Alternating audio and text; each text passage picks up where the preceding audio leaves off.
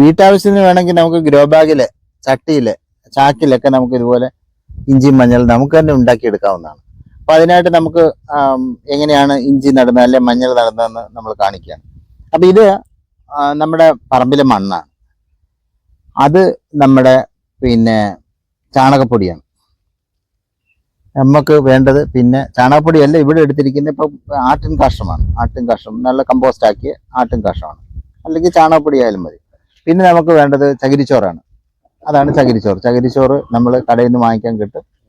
ഈ ചകിരിച്ചോറിന്റെ ഒരു പ്രത്യേകത എന്ന് പറഞ്ഞു കഴിഞ്ഞാൽ വാങ്ങാൻ കിട്ടുന്ന ചകിരിച്ചോറ് പുളിയുള്ളതാണ്. അപ്പം നമ്മൾ ഒരു ദിവസം വെള്ളത്തിലിട്ട് പിഴിഞ്ഞ് വേണം, ഇതിന്റെ പുളി കളഞ്ഞിട്ട് വേണം. ഒരു ദിവസം ഇട്ട് പിഴിഞ്ഞ് ആ വെള്ളം വാർത്ത് കളഞ്ഞതിന് ശേഷം ഒന്നും കൂടെ കഴുകിയിട്ട് എടുക്കുന്നതാണ് കുറച്ചും കൂടെ നല്ലത്. അപ്പം അങ്ങനെ ട്രീറ്റ് ചെയ്ത് പിന്നെ ചകിരിച്ചോറും കൂടി എടുക്കണം. എന്നിട്ട് ഇത് മൂന്നും കൂടെ തുല്യ അളവാണ്.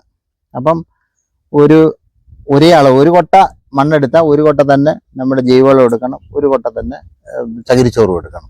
അപ്പം ഇത് മൂന്നും കൂടെ കൂട്ടി യോജിപ്പിച്ച സാധനത്തിനെയാണ് നമ്മൾ നടീൽ മിശ്രിതം എന്ന് പറയുന്നത്. അപ്പം നടീൽ മിശ്രിതത്തെ കുറിച്ചുള്ള ഒരു വീഡിയോ ഞങ്ങളുടെ ചാനലിലുണ്ട്, കയറി കാണുക.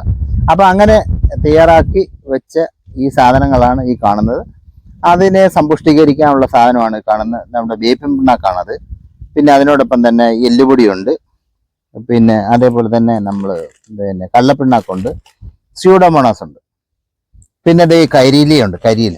അപ്പം ഈ നിറയ്ക്കുന്നത് എങ്ങനെയാണെന്ന് വെച്ചാൽ ആദ്യം നമ്മൾ ചട്ടിയിൽ കരിയില നിറയ്ക്കുന്നു. കുറച്ച് കരിയില നമ്മൾ ഇങ്ങനെ ആദ്യം ചട്ടിയുടെ അടിയിൽ നമ്മൾ കരിയിലയാണ് നിറയ്ക്കുന്നത്. കരിയില നമ്മുടെ പറമ്പിലുള്ള മാവിൻ്റെ കരിയിലയാണ് ഏറ്റവും നല്ലത്. ഇഞ്ചി മഞ്ഞളിനും ഏറ്റവും നല്ലത് മാവിൻ്റെയൊക്കെ പ്ലാവിൻ്റെയൊക്കെ കരിയില ഉണ്ടെങ്കിൽ അതായിരിക്കും ഏറ്റവും നല്ലത്. അപ്പോൾ ഇനി നമ്മളിത് മിക്സ് ചെയ്യാൻ പോവാണ്. അപ്പം മണ്ണ്, നമ്മുടെ ജൈവവളം, പിന്നെ നമ്മൾ ചകിരിച്ചോറ്. ഇത് ശ്രദ്ധിക്കേണ്ടതെന്ന് പറഞ്ഞാൽ തുല്യ അളവിലായിരിക്കണം. ഇങ്ങനെ തുല്യ അളവിലേക്ക് എടുത്തതിന് ശേഷം അതിലേക്ക് നമുക്ക് ഒരു 100 ഗ്രാം കുമ്മായം, ഡോളമേറ്റോ അല്ലെങ്കിൽ കുമ്മായപ്പൊടിയോ അല്ലെ പച്ചക്കക്ക കൊള്ളൂല, പച്ചക്കക്ക പതുക്കെ അത് അലിഞ്ഞു ചേരത്തുള്ളൂ. അപ്പം ഏറ്റവും നല്ല നീറ്റൊക്കെ അല്ലെങ്കിൽ കുമ്മായോ അല്ലെങ്കിൽ ഡോളമേറ്റോ ആണ്. അപ്പം അത് ഒരു 100 ഗ്രാമും കൂടെ ചേർത്തിട്ട് പുട്ടിന് നനയ്ക്കുന്ന രീതിയിൽ നനച്ച് ഒരു ഈർപ്പത്തിൽ നമ്മൾ ചട്ടി നിറയ്ക്കുന്നു.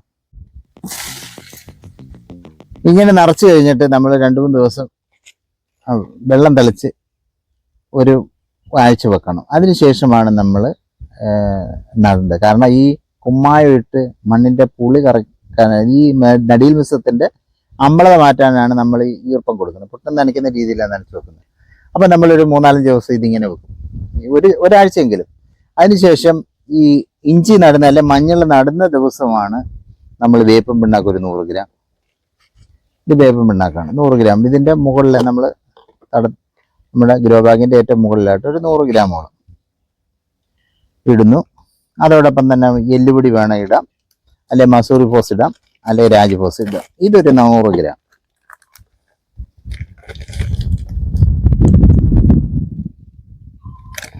ഇത്രയും മതി. ഇത്ര ഇട്ട് കഴിഞ്ഞാൽ പിന്നെ നമ്മൾ ആ മുകളിലൊന്ന് ചെറുതായിട്ടൊന്ന് ഇതാക്കിക്കൊണ്ട് നമ്മൾ ഇഞ്ചി വിത്ത് നടുന്നു. അപ്പം ഇതിൻ്റെ കണ്ണ് മുകളിലാകത്തക്ക രീതിയിലാണ് നമ്മൾ ഇതിൻ്റെ നടുക്ക് ഒരെണ്ണത്തിനകത്ത് 15 ഗ്രാമിൻ്റെ ഒരു ഇഞ്ചി വിത്ത് നട്ടാൽ മതി. ഈ നടുമ്പോൾ വിത്തോളം ആഴത്തിൽ നടണമെന്നാണ്. അപ്പം നമ്മളിത് ഇങ്ങനെ അമുക്കി അങ്ങോട്ട് വെച്ച് അതിൻ്റെ മുകളിൽ ഇങ്ങനെ, അതായത് നല്ലപോലെ ആഴ്ന്നിരിക്കണം, എന്ന് വെച്ചാൽ വിത്തോളം ആഴത്തിൽ ആഴ്ന്നിരിക്കണം. ഇതിന് ശേഷം നമ്മൾ സ്യൂഡോമോണാസ് എന്ന് പറയുന്നത് ഞാൻ നേരത്തെ പറഞ്ഞ പോലെ ഒരു കുമിൾനാശിനിയാണ്. അതൊരു ബാക്ടീരിയയാണ്. സ്യൂഡോമോണാസ് 1 ലിറ്റർ വെള്ളത്തിൽ ഒരു 20 ഗ്രാം ഇങ്ങനെ കയ്യിലെടുത്ത് 20 ഗ്രാം, ഏതാണ്ട് 20 ഗ്രാമാണ്. ആ വെള്ളത്തിൽ നല്ലപോലെ കലക്കിയിട്ട് ഇതിനകത്തോട്ട് ഒഴിച്ചു കൊടുക്കുക. സ്യൂഡോമോണാസ് ലായനിയാണ്. എന്ന് വെച്ചാൽ രോഗമൊന്നും വരാതിരിക്കാൻ വേണ്ടിയിട്ടാണ്. നമ്മൾ ട്രൈക്കോഡർമ കമ്പോസ്റ്റ് ഇല്ലെങ്കിൽ ഇതിൻ്റെ പ്രയോഗം വളരെ ആവർത്തിച്ച് നമ്മൾ ചെയ്യണം. 1 ലിറ്റർ നമ്മൾ ഒഴിച്ചിട്ട് ഇതിൻ്റെ മുകളിൽ വീണ്ടും നമ്മൾ കുറച്ച് കരിയില ഇട്ട് ഇങ്ങനെ വെക്കണം. ഇഞ്ചിക്കും മഞ്ഞളിനും നമ്മൾ ഗ്രോ ബാഗിൽ നിർബന്ധമായിട്ട് ഇങ്ങനെ ഇട്ടേക്കണം. എന്നിട്ട് എല്ലാ ദിവസവും നനയ്ക്കുക.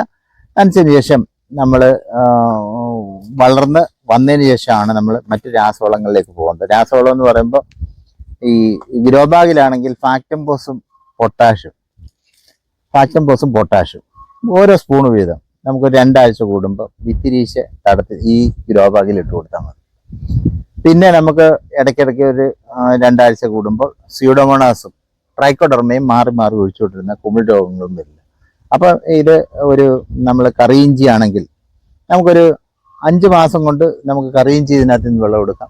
ഇനി അത് ചുക്കോ അല്ലെങ്കിൽ വിത്തോ ആക്കി എടുക്കണമെങ്കിൽ നമുക്കൊരു 7 മാസം 8 മാസം കൊണ്ട് ഇഞ്ചി വിളവെടുക്കാം. പക്ഷെ മഞ്ഞളാകുമ്പം 10 മാസം വേണ്ടി വരും വിളവെടുക്കാൻ. അപ്പം അതിന് ഈ പറഞ്ഞ രീതിയിലുള്ള പരിചരണങ്ങളൊക്കെ ചെയ്താൽ മതി.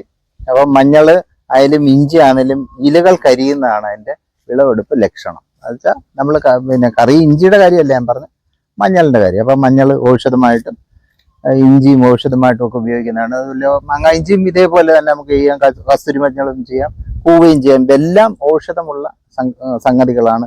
തീർച്ചയായിട്ടും നമ്മുടെ വീട്ടുവളപ്പിൽ അടുക്കളത്തോട്ടത്തിൽ ഇതിൻ്റെയും ഒരു കൃഷി ഉണ്ടാവണം. ഇഞ്ചിയും മഞ്ഞളും മാങ്ങ ഇഞ്ചിയൊക്കെ എന്ന് പറഞ്ഞാൽ വിശേഷപ്പെട്ട വല്ലാതെ ഇക്കിള് വരുമ്പം പഴയ കാലത്ത് ഗ്രഹവൈദ്യത്തിലെ ഈ മാങ്ങ ഇഞ്ചിയുടെ നീര് കുടിച്ചാൽ ഇക്കിൾ അന്നേരം മാറും. അപ്പോൾ അത് ശരിക്കും പറഞ്ഞാൽ ഒരു ഔഷധമാണ്. അത്തരത്തിലുള്ള ഗ്രഹവൈദ്യങ്ങൾക്കൊക്കെ ഉപയോഗിക്കുന്ന വിളകളാണ് ഈ മാങ്ങ ഇഞ്ചിയും മഞ്ഞളും അതുപോലെ തന്നെ കൂവയും ഒക്കെ. തീർച്ചയായിട്ടും ഇതിനെയും നമുക്ക് മടക്കിക്കൊണ്ടുവരാം.